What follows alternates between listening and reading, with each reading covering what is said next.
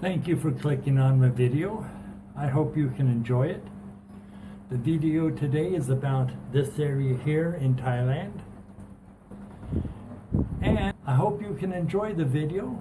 Give it a like, a share, and comment to help me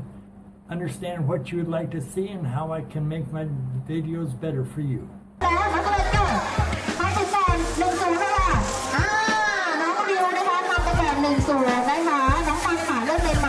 วิ่งมาได้ที่เขาเลยลูกน้องวิวนำ1 คะแนนนะคะวิ่งตามเขาได้เลยรอบนี้ให้สิทธิ์น้องฟังลูกเป็นก่อนบ้างนะคะใครที่สนใจอยากจะเข้าร่วมการแข่งขันแบบนี้เดี๋ยวเรามีอยู่ด้านนึงนะคะประมาณบ่าย3 โมงครึ่งค่ะมาสแตนบายรอได้เลยพร้อมแล้วมาตัวเลยก็ขอให้น้องฟังตีเสมอให้ได้ด้านนี้นะคะได้ค่ะเธอมีเสมอได้แล้ว1-1นะคะ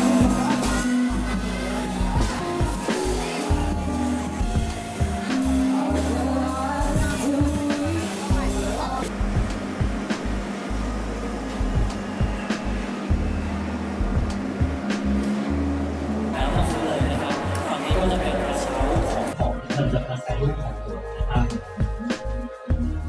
นะครับตอนนี้ก็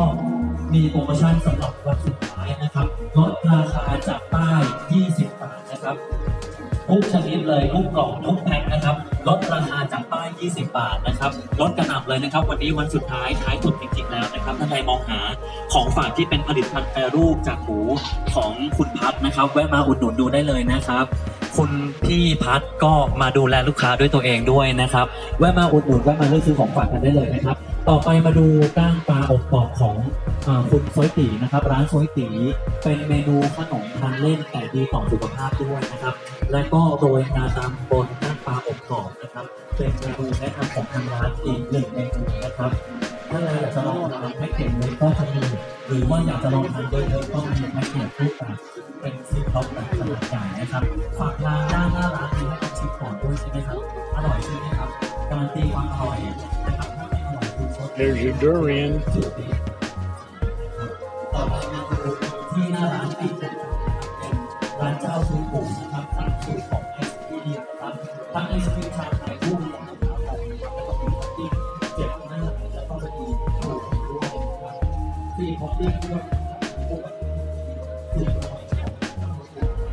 And the cute little pineapples. They are very sweet.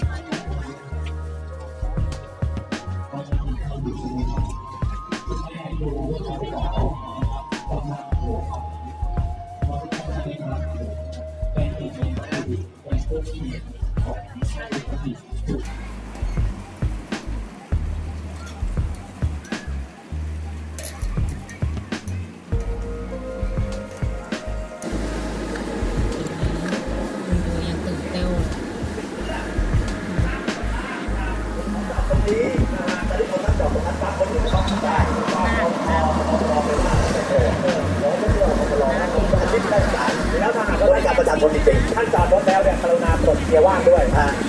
เพราะว่าจะได้เก็บไปได้ไม่ต้องมาให้เราประกาศเราไม่ได้จอสร้อยฟังผลงานใน4 ผลงานก่อนที่จะเข้าสู่พิธีการนะครับ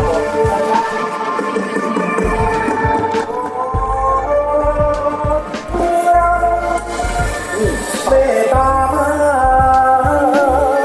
ยอมจะเป่าใครจะเป่าต้องการไปตาคงให้เรา This here's Wat Po. And across the street is the Grand Palace.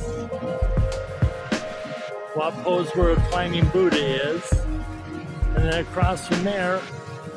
is a nice lush park. And you see the trees here.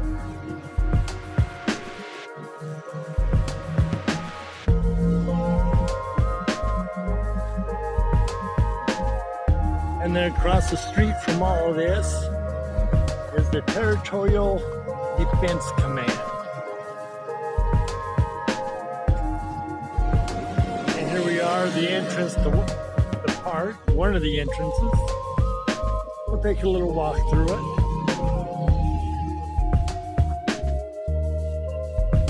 And it is New Year's. Happy New Year's.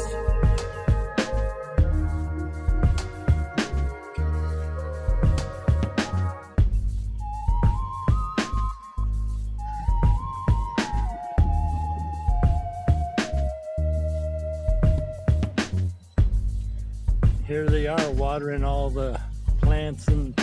grass.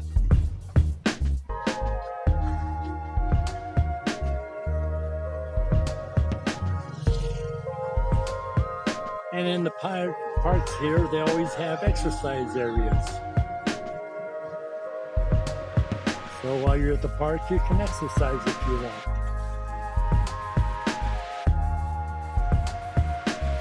Looks like we have a high school band up here practicing, getting ready for something.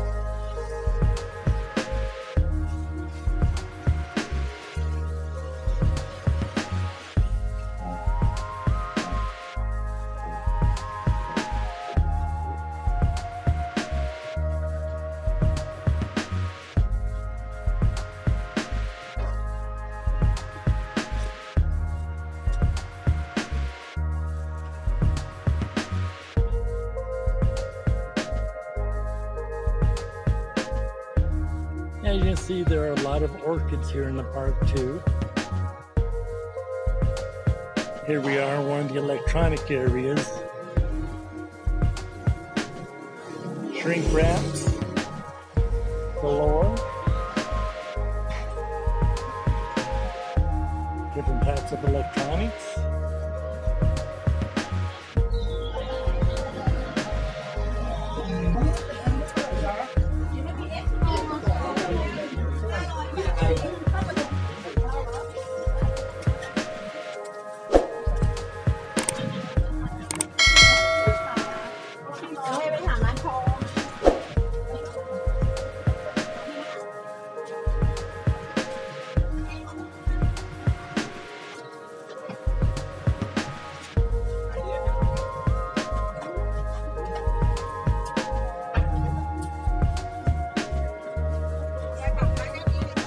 Different kind of LEDs here. Tools, wrenches.